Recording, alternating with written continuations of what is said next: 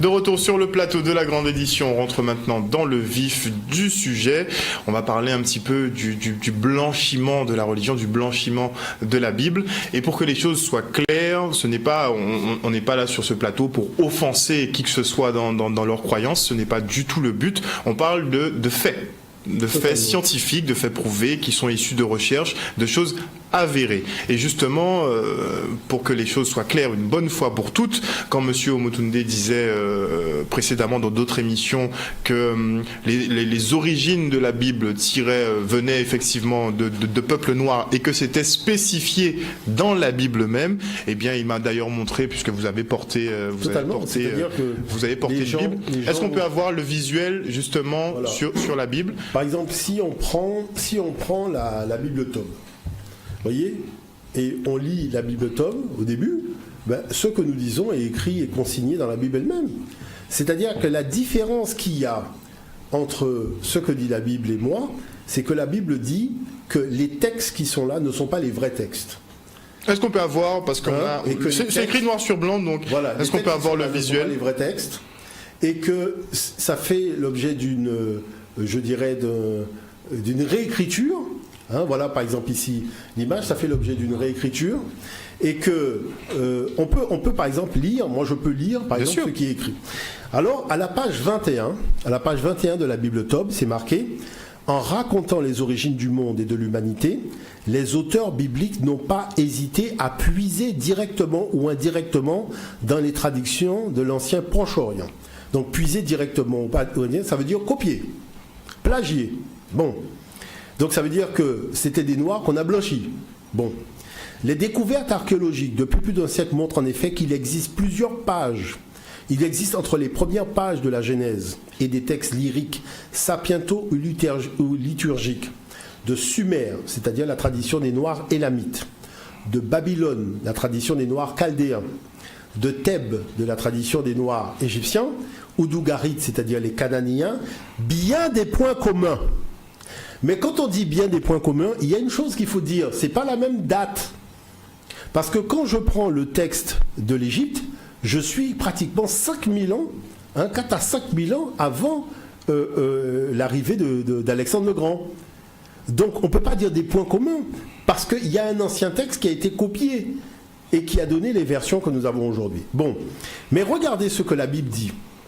Ce fait n'a rien d'étonnant quand on sait que le pays où Israël s'est installé a été largement ouvert aux influences étrangères et que le peuple de Dieu a été lui-même en relation avec ses voisins.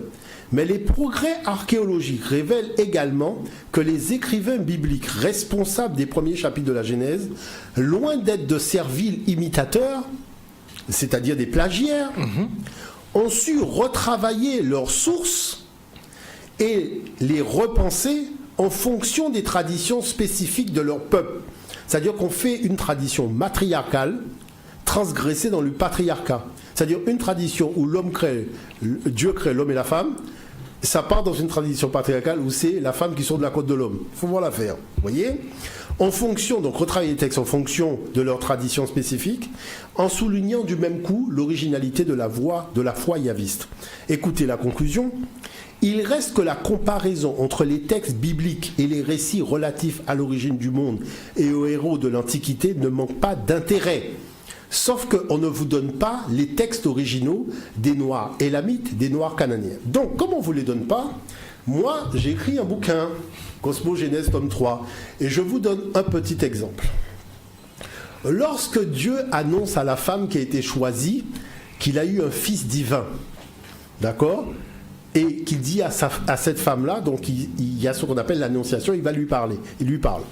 Dans le texte africain, le fils de Dieu qui s'appelle Oussiré, Dieu dit à cette femme: mon fils Oussiré est désormais dans ton sein, ne crains rien à ce propos, tu es celle que j'ai choisie pour m'aider à sauver encore une fois l'humanité malgré eux. Oussiré sera le signe de ma puissance et de ma bonté, ainsi soit-il fait. Vous prenez le texte biblique. Sois joyeuse, toi qui as la faveur de Dieu, le Seigneur est avec toi. Voici que tu vas être enceinte, tu en fêteras un fils et tu lui donneras le nom de Jésus. l'Esprit Saint viendra sur toi et la puissance du Très-Haut te couvrira de son ombre. Mais déjà, l'expression te couvrir de son ombre, c'est une expression de l'Égypte ancienne. Parce que Pianki, le roi Pianki, l'a utilisé cette expression. Voyez ? Donc, voyez bien que non seulement c'est intriguant, parce que quand la Bible dit que ce sont les mêmes textes qui ont été retravaillés et transgressés, moi ce que j'essaye de vous expliquer au-delà de tout ça, c'est qu'au départ, ce qu'on appelle les saints chrétiens, c'était des divinités africaines noires, charbon, vélo, solex. Il faut être très clair, vous voyez l'affaire ? Et c'est parce que les Occidentaux sont des locodermes et les Sémites sont des Sémites qu'ils ont tout simplement refait les représentations, je dirais, un peu à leur image. En blanchissant, donc toute la Vierge Marie, tout ça, c'est des personnages qui ont été blanchis. Mais la version blanche n'existe pas en réalité, parce que vous êtes obligé de vous référer à l'original. Et eux-mêmes le précisent. Mais là où c'est fort, c'est que ce que dit la déesse noire est exactement ce que dit la déesse blanche. C'est-à-dire les propos sont les mêmes. Et comme on le sait à partir des textes. Et c'est pour ça que la Bible même dit que la comparaison des récits ne manque pas d'intérêt. Mais elle ne va pas jusqu'à vous donner les récits, il faut aller les chercher. Maintenant, quand on rentre dans l'analyse technique, parce que il faut bien comprendre une chose, nous, on est dans une analyse qui est scientifique, c'est-à-dire une analyse technique, une analyse historiographique. À partir du moment où vous êtes sérieux, c'est-à-dire, je ne parle pas de gens qui sont dans la fantaisie ou dans la fable, c'est-à-dire que vous êtes sérieux, et que vous analysez le texte par rapport à la chronologie historique et aux faits scientifiques. Vous vous rendez bien compte que ce qu'on essaye de vous dire ne tient pas face à la démonstration scientifique. Et je voudrais prendre un exemple. Thomas Romer. Thomas Romer, donc ce serait bien de prendre le temps de l'écouter. Thomas Romer, c'est le spécialiste de l'enseignement théologique à l'université de Lausanne. Et c'est lui qui enseigne donc l'Ancien Testament, mais la particularité qu'il a, c'est qu'il maîtrise l'écriture hébraïque. Donc son enseignement, son explication, sa démonstration, il la base à partir des textes hébraïques. C'est même pas à travers les traductions, déjà au niveau des textes hébraïques.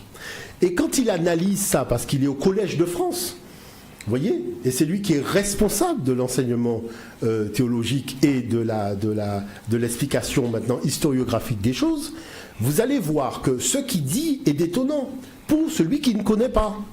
Mais celui qui connaît la problématique historiographique, on se dit, tiens, là voilà quelqu'un qui fait quand même un petit effort de vérité. Donc prenons le temps de l'écouter, parce que c'est intéressant de voir ce qu'il dit.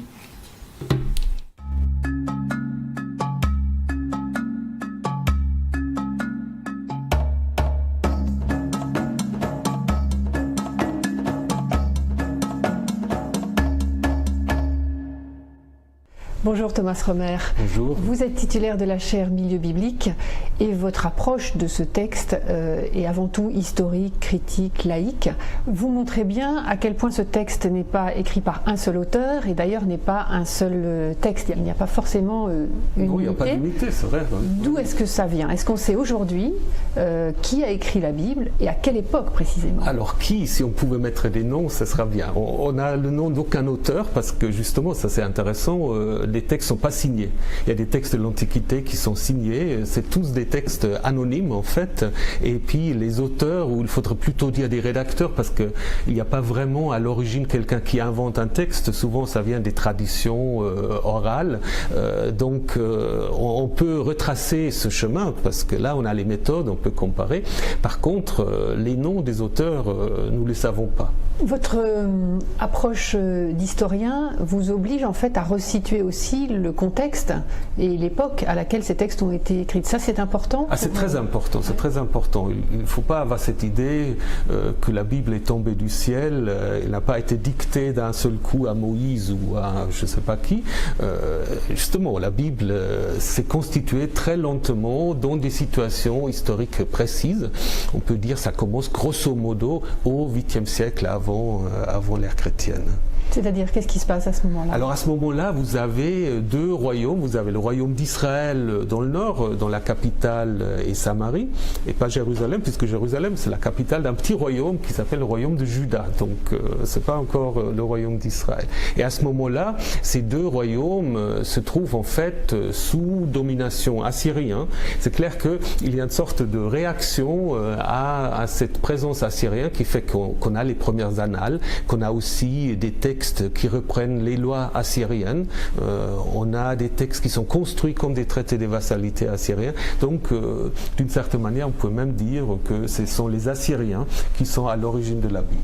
En quoi les manuscrits trouvés à Qumran en 1947 ont bouleversé en fait l'approche de la Bible, du texte?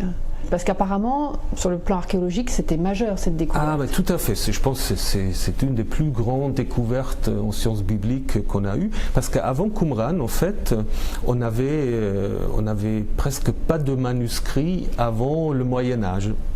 Donc on n'avait aucune idée de la stabilité de la transmission du texte. Donc à la limite, on pouvait être très radical en disant: on n'en sait rien, les textes bibliques, ils ont été inventés à partir de rien, 1er, 2e siècle, on n'en sait rien.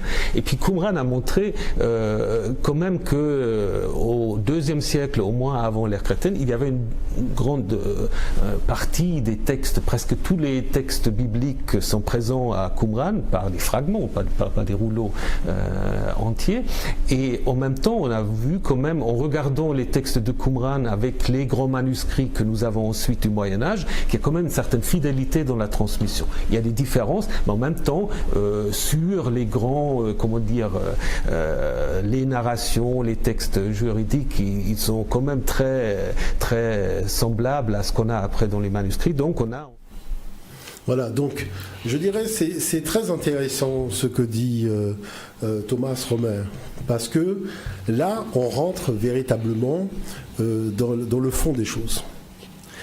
En ce qui concerne nos textes qui ont été plagiés, je peux vous dire qui les a écrits. Kajemni, Taotep, Méricaré, Akhenaton, Ankhéchon, nous connaissons très bien, et je tiens à dire que les théologiens savent très bien qui est écrit. Parce que les théologiens même ont fait un ouvrage dans lequel ils ont mis, et je l'avais montré lors d'une émission précédente, ils ont mis les papyrus d'Amenémopé, donc Amenhotep, et les textes bibliques qui correspondaient à la copie de ces papyrus-là. Donc ça veut dire qu'ils savent. Voyez ? Donc maintenant, on prend le texte d'Amenhotep, on donne donc un autre nom et on l'affecte à quelqu'un dans la Bible, et on se rend compte qu'à la date où on a placé ce personnage-là, il raconte des faits qui émanent de rois qui ne sont même pas encore nés.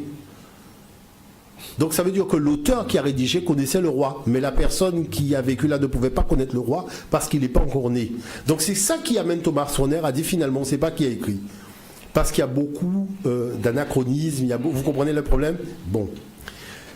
Maintenant, vous comprenez bien que Thomas Romer ne veut pas réinstaller l'Afrique, parce qu'il ne faut pas oublier que les Sémites sont installés sur un territoire égyptien, c'est-à-dire que Canaan appartient à Pharaon. Il ne faut pas l'oublier. Et que quand on a fait des fouilles, des milliers d'années avant l'arrivée des Hébreux, enfin l'arrivée des Sémites et compagnie, leur installation, on trouve déjà des vestiges qui remontent à avant Narmer, le fondateur, c'est-à-dire Narmer qui a fondé l'Égypte antique en moins 3200. Avant Narmer, on retrouve déjà des palais égyptiens à Canaan. Donc c'est pour vous, et c'est des Français qui ont fait aussi les fouilles. Donc on a les documents. Le Figaro a fait une page sur les fouilles réalisées dans la bande de Gaza. Les gens n'ont qu'à taper bande de Gaza fouilles, ils verront que le Figaro en a parlé. D'accord. Maintenant, lorsqu'il parle des Assyriens, il faut savoir que tous les peuples de Mésopotamie ont copié et recopié la tradition des Noirs élamites. Ce sont les élamites qui ont inventé le droit, ce sont les élamites qui ont inventé l'écriture, donc l'écriture cunéiforme, et ce sont les élamites qui ont élaboré les textes qu'ils vont tous recopier, c'est-à-dire les Akkadiens, les Babyloniens, les Assyriens, ils vont tous reprendre les mêmes textes des élamites puisqu'ils n'ont pas de texte. Vous voyez l'affaire ? Et c'est pour ça que Thomas Romer, ça lui donne l'impression que, en fait, c'est par cette courroie de transmission assyrienne qu'on se retrouve avec le texte de la Genèse. Pourquoi il dit ça ? Parce que dans le texte des Élamites, il y a une divinité qui s'appelle Niursag, vous voyez, avec Enki, et comme le péché originel est commis par un homme, il appelle sa femme au secours, et sa femme va sortir de sa côte. Vous voyez, donc ce qu'on appelle Ti, celle qui donne la vie. C'est le plus ancien texte racontant qu'une femme est sortie de la côte d'un homme. Mais sauf que cette femme qui sort de la côte d'un homme, ce sont des divinités. Est-ce que vous voyez l'affaire? Donc ce texte-là, qui est bâti dans une situation élamite matriarcale, où la faute dans le pays imaginaire du début n'est pas commise par la femme, elle est commise par l'homme, va être recyclée par les patriarcaux quand ils vont commencer à s'organiser en royaume politique, pour devenir la faute est commise par la femme et pas par l'homme. Donc vous voyez bien que la tradition de départ nomade ou matriarcale influe beaucoup sur non seulement la constitution des relations sociales, mais aussi l'appréciation qu'on va porter. Et c'est ça que la Bible appelle retravailler son texte en fonction de sa culture.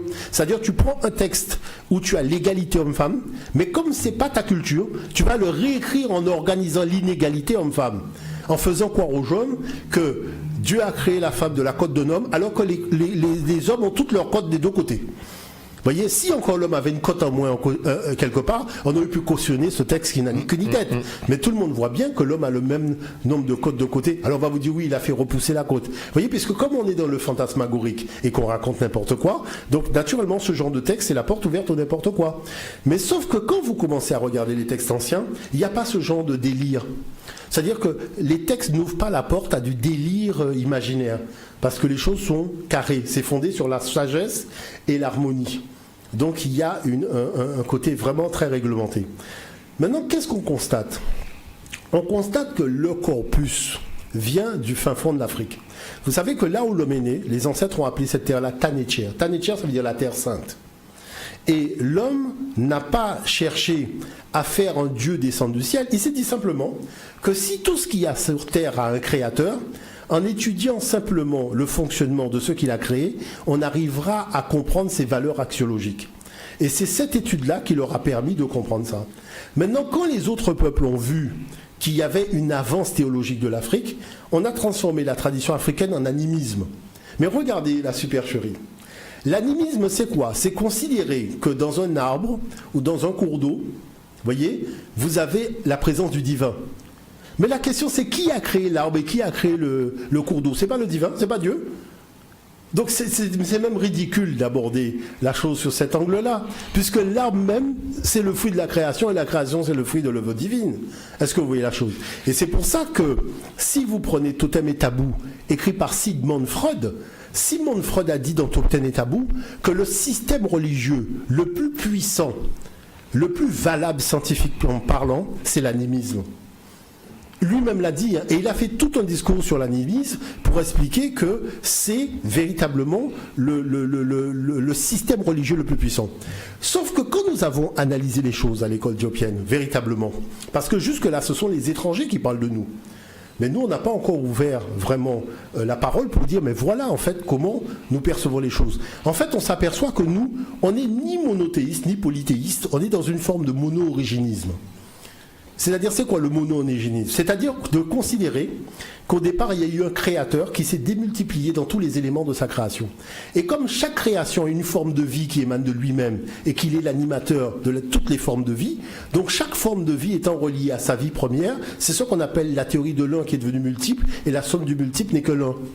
C'est-à-dire, si on prend la totalité de tout ce que Dieu a créé, ça égale Dieu. Vous voyez ce que je veux dire par là? Et c'est à partir de ce moment-là que comme il y a sa force ontologique dans toutes les composantes de la création, eh ben, tout simplement, il n'y a pas une voie pour aller vers lui, mais il y a autant de voies qu'il y a de choses qui ont été créées par lui. Vous voyez l'affaire? Et ce genre de conception est difficile à percevoir pour ceux qui organisent la binarité. Ça veut dire la binarité, c'est quoi? S'il y a le bien, il y a le mal. Donc quand il déclare « moi je suis le bien », forcément toi tu es le mal, même si tu lui as rien fait. Il ne te connaît pas, c'est la première fois qu'il te voit, mais il déclare qu'il est le bien. Toi, tu lui as rien fait, tu sais même pas d'où il vient, et tu fais que voir qu'il te met en joue sur un fusil, il t'abat parce que tu es le mal. Vous voyez bien que ce genre de vision n'a entraîné que des dérèglements dans l'histoire de l'humanité. Maintenant, dans la tradition africaine, la chose est beaucoup plus complexe que ça. La chose, elle est complexe. Pourquoi? Parce que le mal n'a pas d'intérêt à tuer le bien. Pourquoi? Parce que si le mal tue le bien, le mal, c'est tuer lui-même. Parce que qu'est-ce qui permet au mal de savoir qu'il est le mal? C'est le bien. En absence du bien, le mal ne sait plus quelle est sa valeur.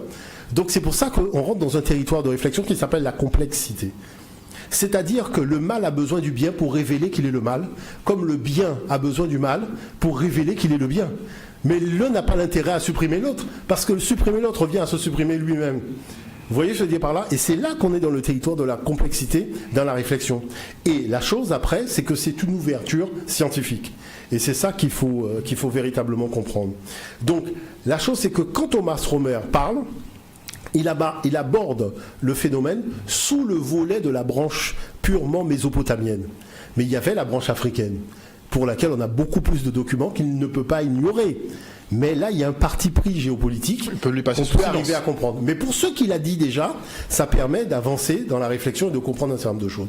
Maintenant, il y avait un deuxième document que j'ai amené, qui est assez intéressant dans la façon dont le chercheur analyse la problématique historique. Ça vaut le coup de le regarder. On y va. La croyance en l'au-delà ne s'est pas seulement propagée à la nouvelle classe moyenne émergente. De l'avis de certains experts, le livre des morts est même allé jusqu'à influencer les textes sacrés juifs et chrétiens. La vision de l'au-delà des premiers chrétiens était en grande partie issue de l'Égypte antique. C'est d'ailleurs logique, parce que la plupart des pères de l'Église chrétienne étaient égyptiens de naissance. Au moment de rédiger des écrits sur la nature et la substance de l'au-delà, ils se sont référés à des concepts égyptiens, parce que la Bible laissait bien des points sans réponse. L'idée de pouvoir passer sa vie après la mort avec des êtres chers dans un bel endroit est commune au christianisme et aux croyances égyptiennes. L'iconographie chrétienne elle-même ne serait pas sans rapport avec l'ancienne Égypte. Quand on étudie l'histoire du Nouveau Testament, il apparaît clairement que la religion de Jésus entrait surtout en concurrence avec le culte d'Isis et d'Osiris et de leur fils Horus.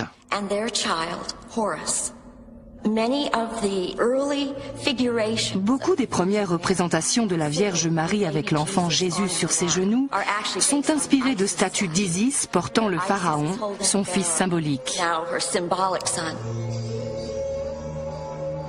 L'un des premiers à remarquer cette corrélation n'est autre qu'Ernest Wallis Budge.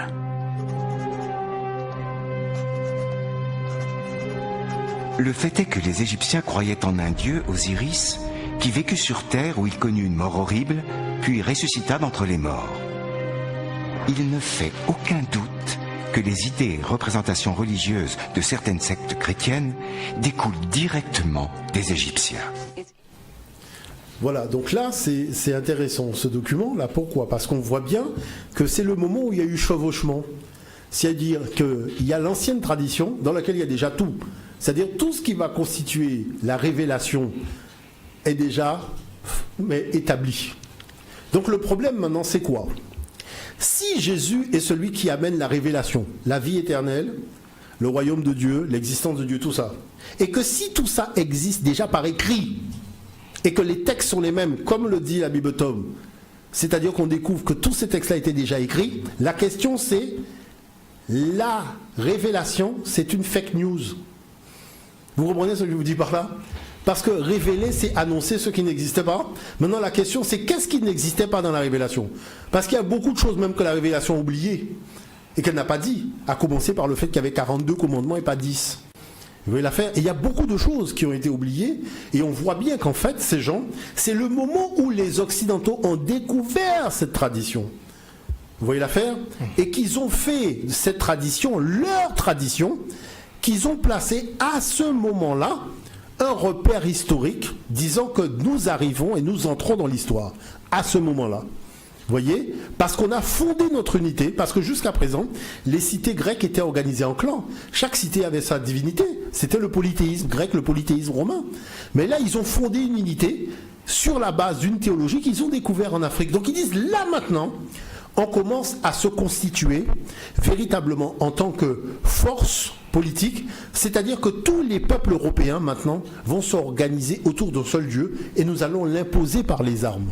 Et c'est ce qu'a fait l'Empire romain, c'est-à-dire on a imposé ce tunique-là par les armes. Et après on a été l'imposer par les armes aux autres, à l'époque de l'esclavage, la colonisation et autres. Et ça a été fait par les armes, il faut quand même être un petit peu sérieux. Vous voyez ce que je veux dire par là? Donc maintenant le problème de fond, c'est que ce qui a été accompli par les armes ne peut pas avoir été accompli pour Dieu. Et là il y a un petit problème qui passe pas. Vous voyez l'affaire? Parce que ça veut dire que nous allons légitimer l'aliénation culturelle, l'escroquerie, le mensonge et le brigandage organisé. Vous voyez, c'est-à-dire par là, c'est là où il faut se fixer des limites. Et je pense que la chose, c'est que nous respectons les cultures de tout le monde. On va respecter la tradition de l'Indien, on va respecter la tradition de l'Européen, on va respecter la tradition de tout le monde, mais on aimerait que tout le monde respecte aussi la tradition africaine. Vous voyez, c'est-à-dire qui est la maman qui a donné naissance à toutes les traditions. Et que si la maman n'était pas là, il n'y aurait pas eu les enfants. Vous voyez? Donc il faut apprendre aussi à respecter l'Africain. Et il faut que l'Africain aussi, sur le plan de la spiritualité, de la théologie, apprenne à se respecter. Et c'est ça, je dirais, c'est là où commence le début d'une nouvelle ère d'échange dans les rapports Nord-Sud. Merci beaucoup Jean-Philippe Omotunde en tout cas pour cette intervention encore une fois ce soir. On se retrouve très prochainement pour la suite de ces analyses.